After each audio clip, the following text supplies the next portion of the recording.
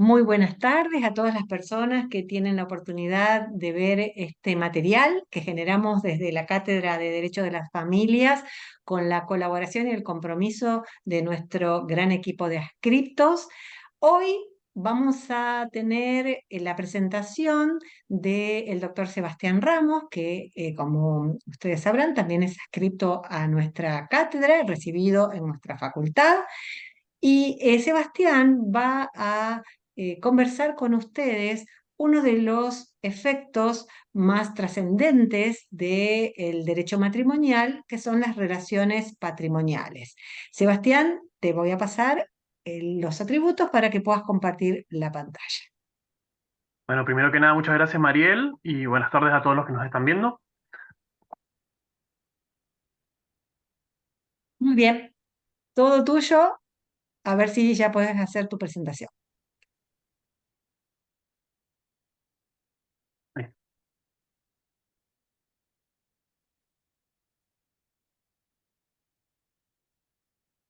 Bien.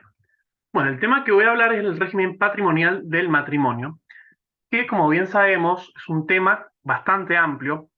Hay que remarcar varias cuestiones con respecto a este tema. En primer lugar, hay que hacer referencia a que implica todas las cuestiones de implicancias de carácter patrimonial que trae aparejado uno de los institutos más característicos del derecho de las familias, que es el matrimonio, que como bien sabemos desde antaño es una de las formas mediante las cuales se puede constituir una familia, sin perjuicio que el Código Civil y Comercial a partir de 2015 reconozca otras formas mediante las cuales se pueda componer una familia, como por ejemplo la unión convivencial. Pero hay que dejar en claro, desde ya, que esta unión convivencial va a tener sus normas propias, adecuadas a sus características, necesidades y particularidades, y no son transpolables las normas o cuestiones aplicables al matrimonio. Con respecto al tema que nos compete en esta oportunidad, que es el régimen patrimonial de matrimonio, hay que hacer ciertas salvedades. En primer lugar, hay que remarcar que es un tema que, en base a contenido y en base a contemplación normativa, es bastante amplio. Si vemos en la pantalla cómo es la metodología, la contemplación que tiene dentro del Código Civil y Comercial, ubicado en el libro segundo, Relaciones de Familia, vamos a contar con el título segundo, específicamente referido al régimen patrimonial de matrimonio con distintos capítulos. En esta oportunidad nos vamos a centrar en ciertos aspectos propios de este Instituto del Derecho de la Familia, haciendo referencia principalmente a las disposiciones comunes a los regímenes, lo cual se conoce como régimen primario, y después vamos a ver ciertas particularidades o cuestiones de relevancia dentro del régimen de comunidad de ganancias, que es el régimen más extendido dentro de la comunidad argentina. Pero para poder comprender de mejor manera el tema del régimen patrimonial de matrimonio es necesario hacer ciertas consideraciones previas para poder contextualizar el tema y poder comprenderlo de mejor manera. En primer lugar, vamos a saber que el matrimonio es un acto jurídico de familia, es decir, un acto jurídico lícito, voluntario, mediante el cual dos personas de igual o distinto sexo van a quedar constituidos en el estado de cónyuges. Esto es importante porque el matrimonio no da estado de parientes, sino de cónyuges. En cabeza de estos cónyuges que han celebrado este acto de familia bilateral, solemne, que está sujeto a ciertas formalidades, van a surgir una serie de derechos y deberes que se van a reflejar tanto en la esfera personal como en la esfera patrimonial de los mismos. Estos efectos jurídicos patrimoniales que trae aparejado el matrimonio es lo que se conoce como régimen patrimonial del matrimonio. Ahora bien, ¿qué es el régimen patrimonial del matrimonio? Es decir, son todas aquellas implicancias de carácter patrimonial que van a surgir entre los cónyuges entre sí, quienes han celebrado el matrimonio, como así también entre los cónyuges con sus relaciones a terceros. ¿Qué implica esto? Por ejemplo, entre los cónyuges implica todo lo relativo a la administración, gestión o disposición de los bienes que tienen, como así también de la posibilidad de celebrar contratos entre sí, entre otras cuestiones. Y con respecto a las relaciones con terceros, está relacionado más que nada con los acreedores de estos cónyuges, a quienes van a poder atacar, en qué oportunidades, contra qué bienes, entre otras cuestiones. Dentro de lo que es el régimen patrimonial de matrimonio, hemos sufrido una evolución dentro del ordenamiento jurídico argentino, ya que antes del 2015 había solamente un régimen de aplicación, que era el régimen de lo que hoy se conoce como comunidad de ganancias.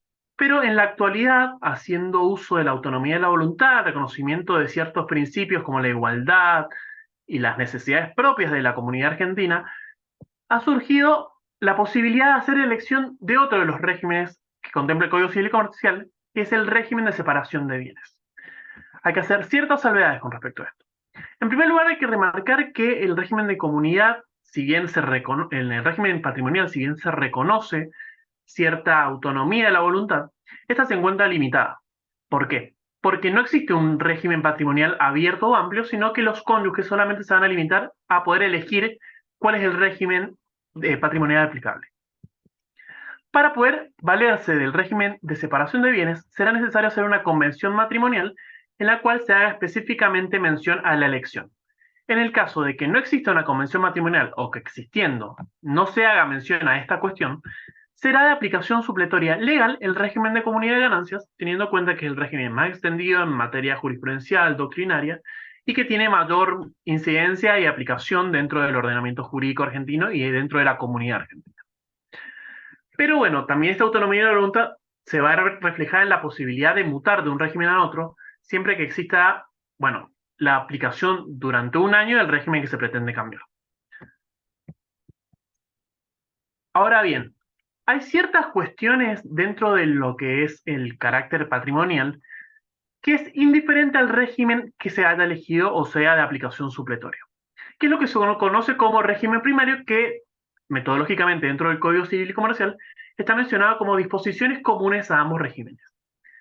Esto es importante, porque va a proteger o va a ser ciertas normas, cierto conjunto de normas que van a resultar aplicables a ambos regímenes, independientemente de cuál sea el, porque pretende proteger ciertos derechos reconocidos a nivel constitucional, convencional, como por ejemplo la solidaridad familiar, la vivienda familiar, entre otras cuestiones.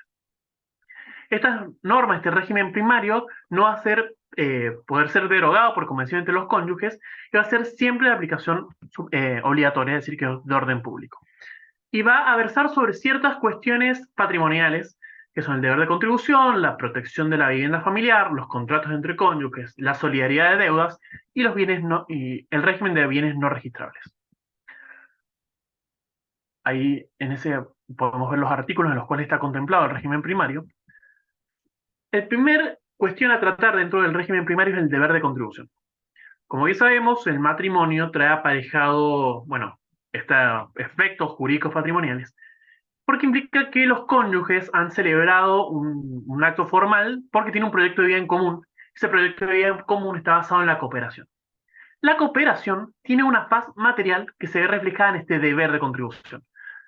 Todos cónyuges, en cualquiera sea el régimen de patrimonial elegido, van a tener que sostenerse o deben contribuir en el sostenimiento recíproco entre ellos, el mantenimiento y sostenimiento del hogar, todas aquellas cuestiones relativas, por ejemplo, a los alimentos, a la salud, a la vivienda, al esparcimiento, entre otras cuestiones.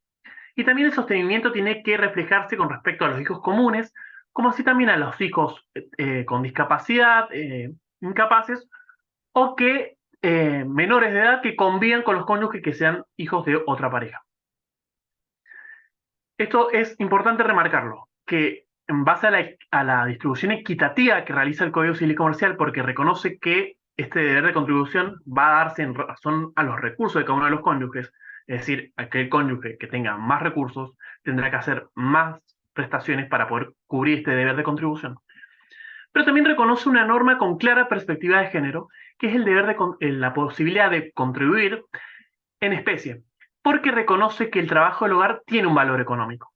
¿Por qué tiene perspectiva de género? Porque reconoce que socialmente las mujeres antes estaban relegadas al trabajo formal y se dedicaban a las tareas del hogar. Esto no es obedece a que sea de aplicación a cualquier estructura matrimonial, ya sea una pareja homosexual, heterosexual, de lesbianas, etc. La segunda cuestión a tratar es la protección que se le da a la vivienda familiar dentro de este régimen primario. ¿Cómo se da esta protección matrimonial de la vivienda familiar con respecto a aquellos actos que requieren asentimiento del otro cónyuge? Ya vamos a ver más adelante cómo es el tema de la administración y gestión de los bienes en particular dentro de cada régimen, pero hay que remarcar que en el caso de la vivienda familiar, independientemente que sea un bien ganancial, un bien propio de titularidad de uno o de titularidad del otro, siempre para poder enajenarla o disponer de los derechos sobre la misma, va a ser necesario el asentimiento del otro cónyuge, sea o no titular de la misma. claramente tiende a la protección de la vivienda familiar, evitando que el cónyuge que tiene la administración pueda disponer de ella libremente, y se va a requerir este asentimiento, que es una declaración formal, mediante la cual el cónyuge que no es titular va a dar la conformidad para la celebración de ese acto, que puede ser con anterioridad, con posterioridad, concomitante al acto, y que puede tener cualquier formalidad porque puede hacerse por escritura pública, por instrumento privado, pero bueno, siempre ahí juega el tema de la prueba, de la posibilidad después de atacar ese acto de asentimiento. Pero lo importante es que se entienda que el asentimiento no es constitutivo del acto, sino que es como una conformidad simplemente, la cual debe versar sobre el acto en sí mismo y sobre los elementos constitutivos del acto. Es decir, por ejemplo, si el cónyuge que tiene la administración y gestión del bien que se va a vender, que es la vivienda familiar, quiere venderla, el cónyuge que no es titular tendrá que prestar el asentimiento con respecto a el acto en sí, es decir, la venta, y los elementos constitutivos de esa venta, el precio, el sujeto, el objeto, etc.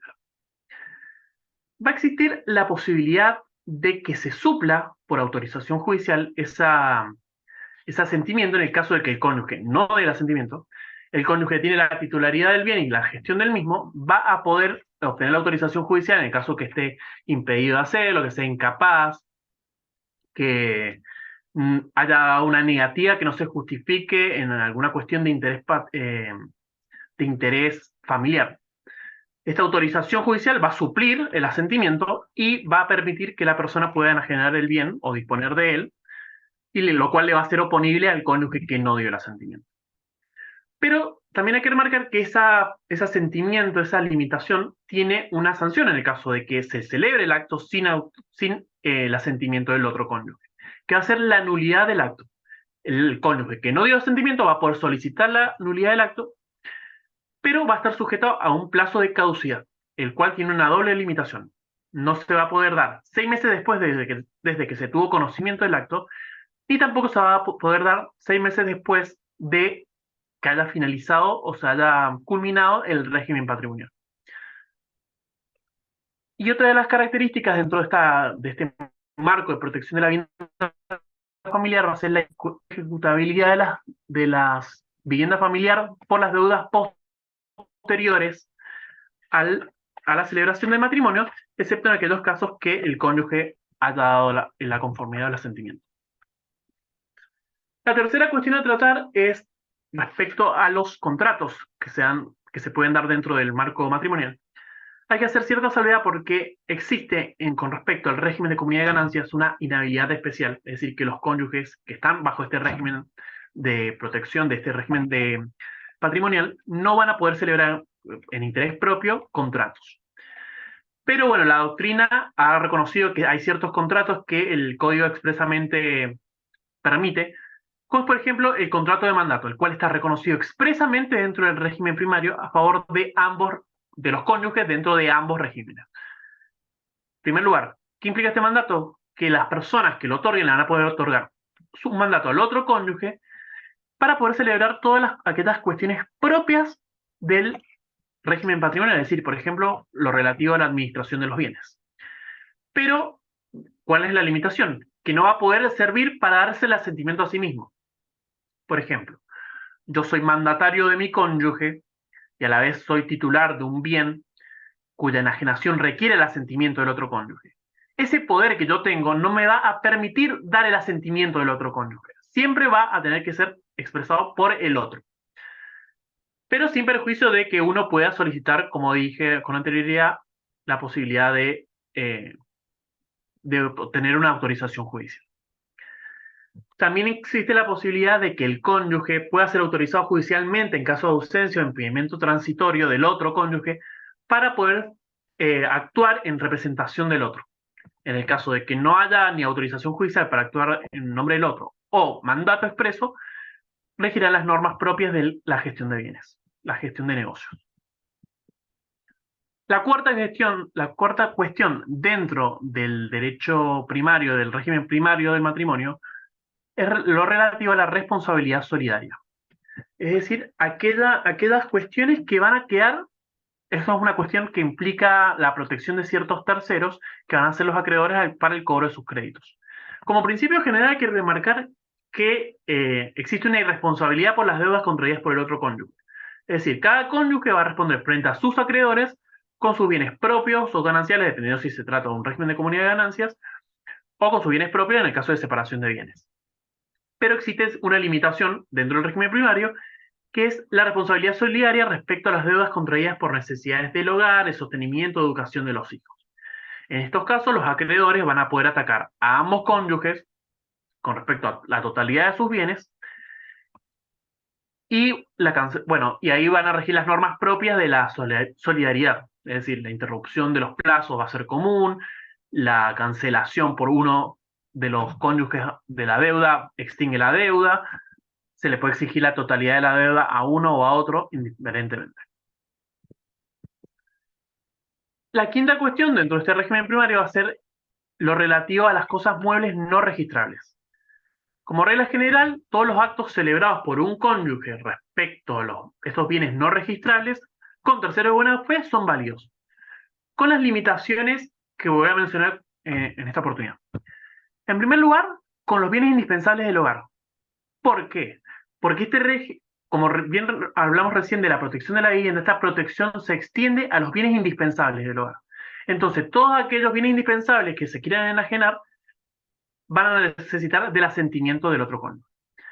Esta protección también se extiende a los objetos destinados al uso personal del otro cónyuge, como así también los que utilizan el ejercicio de su trabajo o profesión.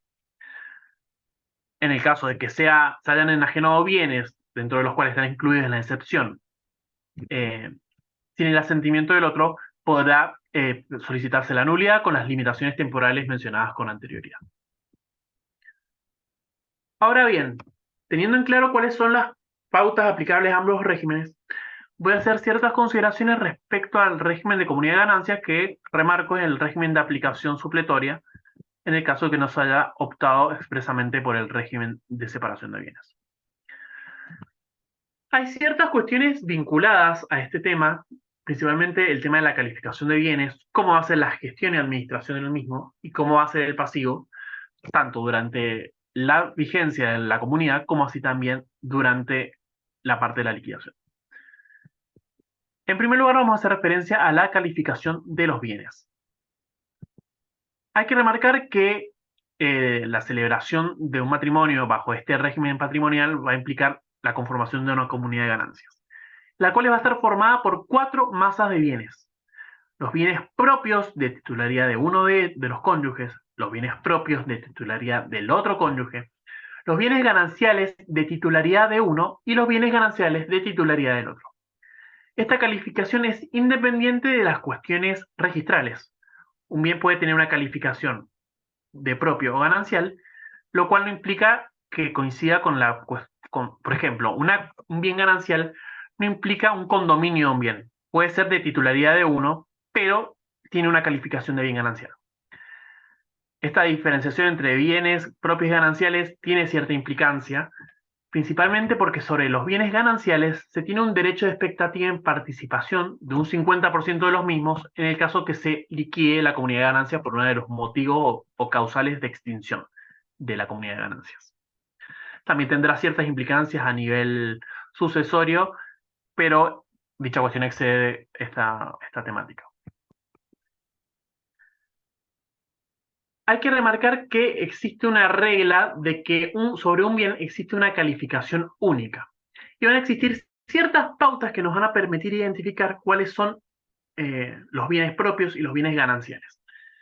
Como regla general, vamos a partir de que los bienes adquiridos a título oneroso durante la vigencia del matrimonio son gananciales.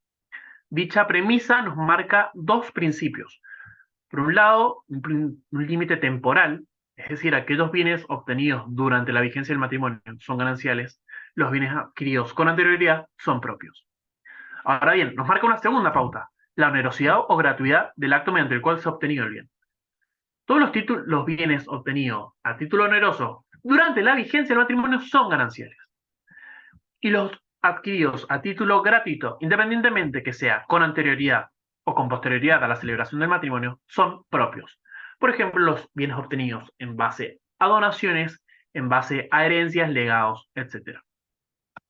Pero esta regla de la temporalidad y de la onerosidad del acto va a ir cediendo frente a otros principios. Por ejemplo, el principio de mayor valor.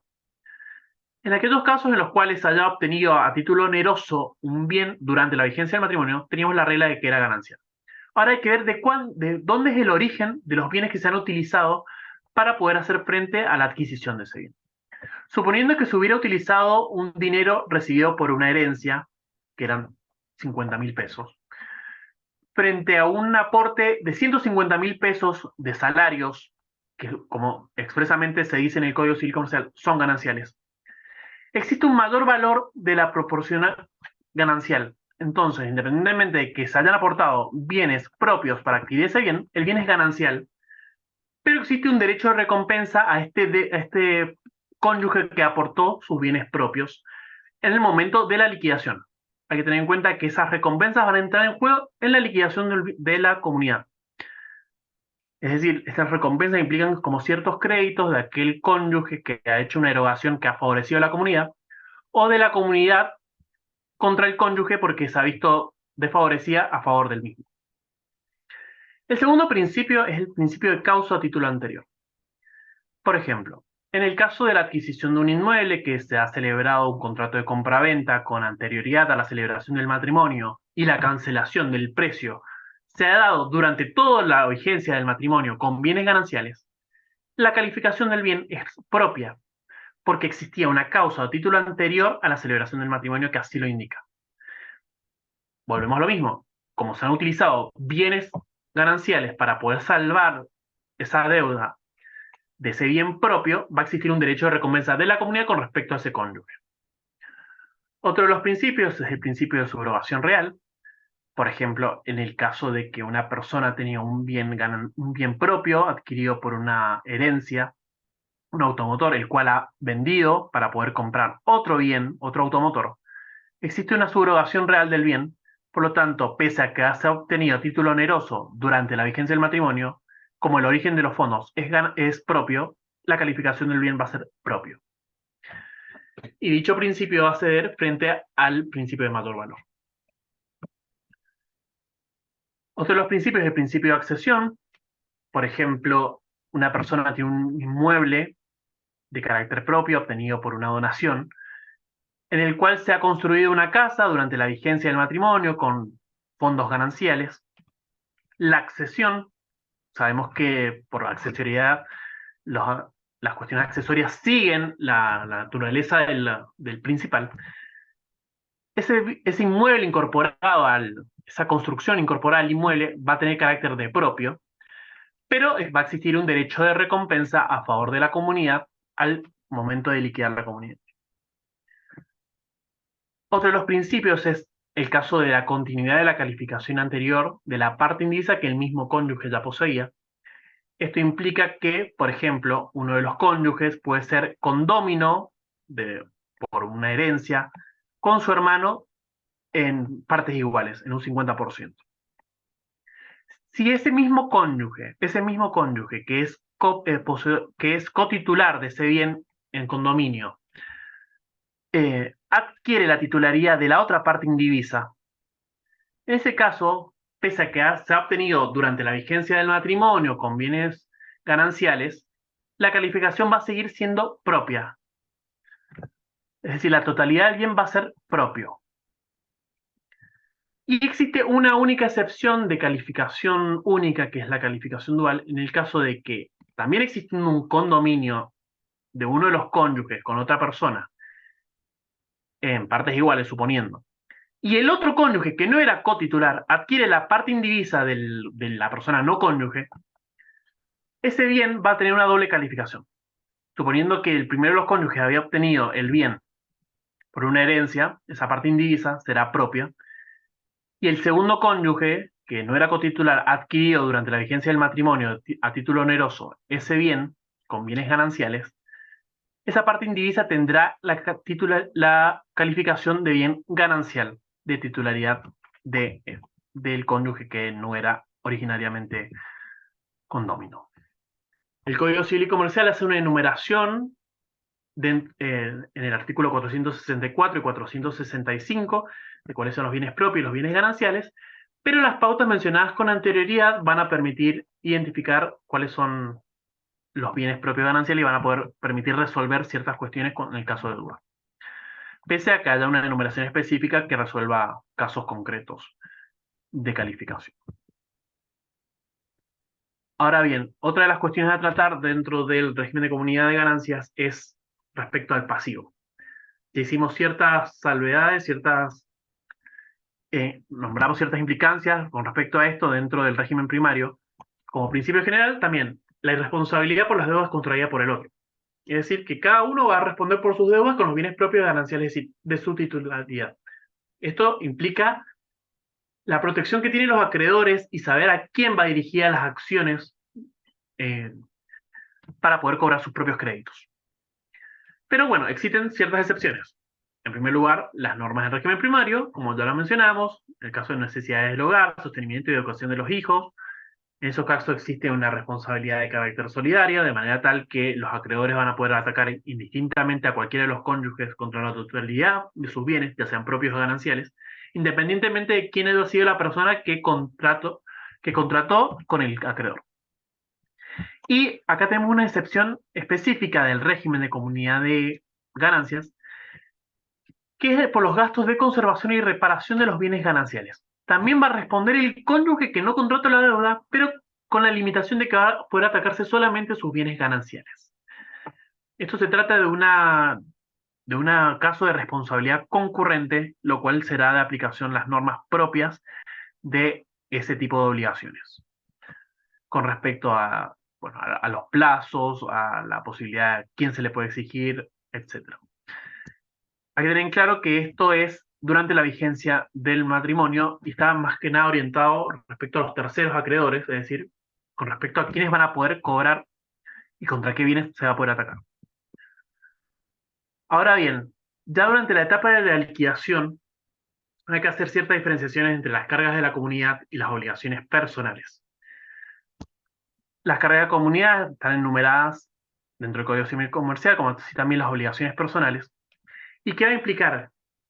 Acá ya va a haber una diferenciación con respecto a con qué bienes se pagó efectivamente la deuda. Puede que haya una deuda que sea solidaria con respecto a los terceros, es decir, que los terceros pueden atacar a cualquiera de los cónyuges por la totalidad de la deuda, pero que sea calificada como comunidad de ganancia, como una carga de la comunidad. En el caso de que esa carga de la comunidad haya sido pagada con bienes propios, durante la liquidación podrá obtener un derecho de recompensa. Lo mismo sucede con las obligaciones personales. Si se trata de una obligación personal, si se ha pagado con bienes gananciales, en esos casos va a haber una recompensa a favor de la comunidad contra el cónyuge que ha pagado la deuda con ese bien propio, ese bien ganancial, perdón. Y hacer una salvedad que respecto a la administración y gestión de los bienes, cada uno de los cónyuges va a poder administrar sus bienes de su titularidad. Es decir, los bienes propios de uno y los bienes gananciales de uno serán administrados por él con las limitaciones que ya mencionamos con respecto a la vivienda familiar, la enajenación de ciertos bienes registrables, y los bienes propios de titularidad del otro y gananciales de titularidad del otro también tendrán su gestión propia con las limitaciones mencionadas.